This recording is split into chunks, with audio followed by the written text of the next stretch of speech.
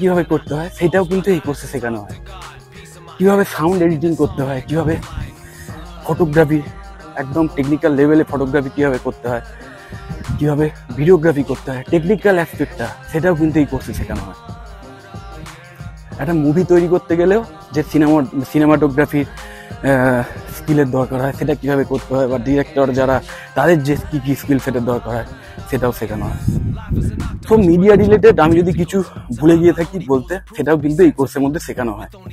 তো বুঝতেই পারছো, তুমি যদি একজন ক্রিয়েটিভ মাইন্ডেড পার্সন হও এবং চাও যে মিডিয়ার লাইনে কাজ করতে, মিডিয়ার যে কোনো একটা ইন্ডাস্ট্রিতে কাজ করতে, তাহলে যেমন এটা একটা অসাধারণ কোর্স হবে, ঠিক তেমন অন্য কোনো এমএনসিতেও যদি তোমরা কাজ করতে চাও, যে না আমি আইটি সেক্টরে কাজ করতে চাই, বা আমি অন্য কোনো কর্পোরেট হাউসে কাজ করতে চাই, বা ব্যাংকিং কোনো মানে জায়েন্ট ব্যাংকিং হাউসে কাজ করতে চাই, তাহলে কিন্তু তোমার স্বপ্ন সফল হবে এই এমএসসি মিডিয়া সায়েন্স করে।